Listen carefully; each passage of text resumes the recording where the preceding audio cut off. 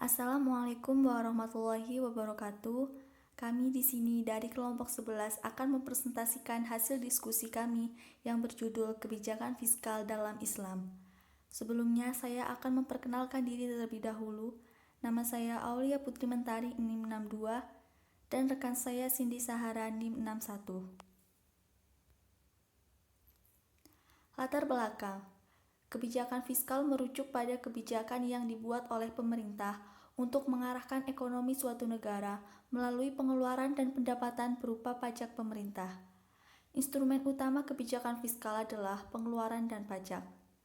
Tiga sistem ekonomi yang berlaku di dunia yaitu sistem kapitalis, sistem sosialis, dan sistem campuran. Yang diterapkan di Indonesia yaitu sistem campuran, di mana sistem campuran adalah suatu sistem perekonomian dengan adanya peran pemerintah yang ikut serta menentukan cara-cara mengatasi masalah ekonomi yang dihadapi masyarakat.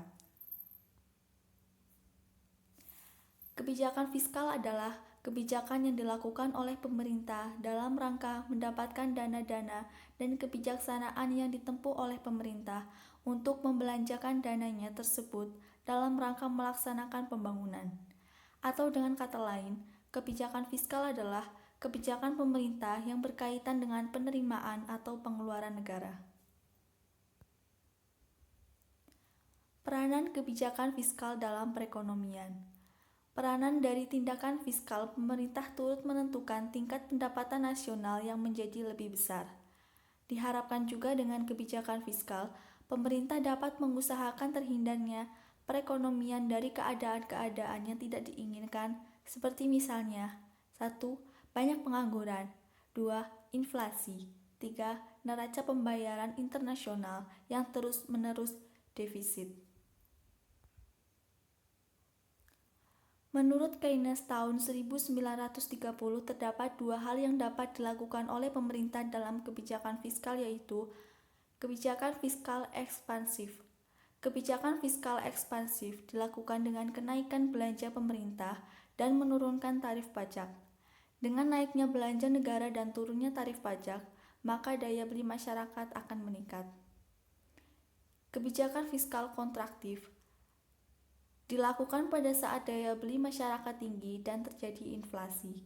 Kebijakan fiskal kontraktif dilakukan dengan menurunkan belanja pemerintah dan menaikkan pajak.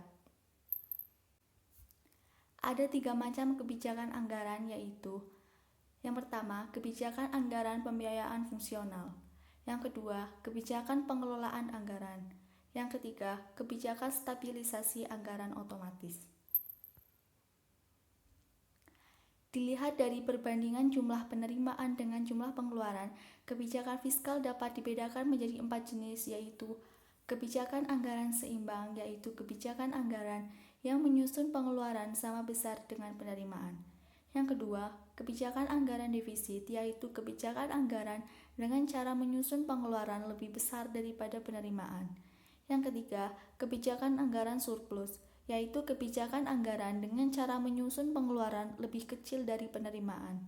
Yang keempat, kebijakan anggaran dinamis, yaitu kebijakan anggaran dengan cara terus tambah jumlah penerimaan dan pengeluaran sehingga semakin lama semakin besar atau tidak statis. Tujuan kebijakan fiskal sebagai sarana penggalakan pembangunan ekonomi yaitu yang pertama, untuk meningkatkan laju investasi, yang kedua, untuk mendorong investasi optimal secara sosial, yang ketiga, untuk meningkatkan kesempatan kerja, yang keempat, untuk meningkatkan stabilitas ekonomi di tengah ketidakstabilan internasional, yang kelima, untuk menanggulangi inflasi, dan yang keenam, untuk meningkatkan dan mendistribusikan pendapatan nasional. Kebijakan fiskal dalam Islam. Kebijakan fiskal dalam Islam bertujuan untuk menciptakan masyarakat yang didasarkan pada keseimbangan distribusi kekayaan dengan menempatkan nilai-nilai material dan spiritual secara seimbang. Peranan kebijakan fiskal dalam ekonomi Islam dibanding dengan ekonomi konvensional yaitu yang pertama, peranan moneter relatif lebih terbatas dalam ekonomi Islam dibanding dalam ekonomi konvensional yang tidak bebas bunga. Yang kedua, Dalam ekonomi Islam, pemerintah harus memungut zakat dari setiap muslim yang memiliki kekayaan melebihi jumlah tertentu atau nisab, dan digunakan untuk tujuan-tujuan sebagaimana tercantum dalam surah Al-Taubah ayat 60. Yang ketiga, perbedaan substansial antara ekonomi Islam dan non-Islam dalam peranan pengelolaan utang publik. Karena utang dalam Islam adalah bebas bunga, dengan demikian ukuran utang publik jauh lebih sedikit dalam ekonomi Islam dibanding ekonomi konvensional, menurut Istanto tahun 2013. Menurut Metwali, ada 3 tujuan kebijakan fiskal dalam ekonomi Islam. Yang pertama, Islam mendirikan tingkat kesetaraan ekonomi dan demokrasi yang lebih tinggi. Yang kedua, Islam melarang pembayaran bunga dalam berbagai bentuk pinjaman. Yang ketiga, ekonomi Islam mempunyai komitmen untuk membantu ekonomi masyarakat yang kurang berkembang dan untuk menyebarkan pesan dan ajaran Islam seluas mungkin. Kebijakan fiskal pada masa Nabi Muhammad SAW, yaitu yang pertama, peningkatan pendapatan rasional dan tingkat partisipasi kerja. Terjadinya distribusi pendapatan dari kaum Ansor ke Muhajirin yang berimplikasi pada peningkatan permintaan total di Madinah.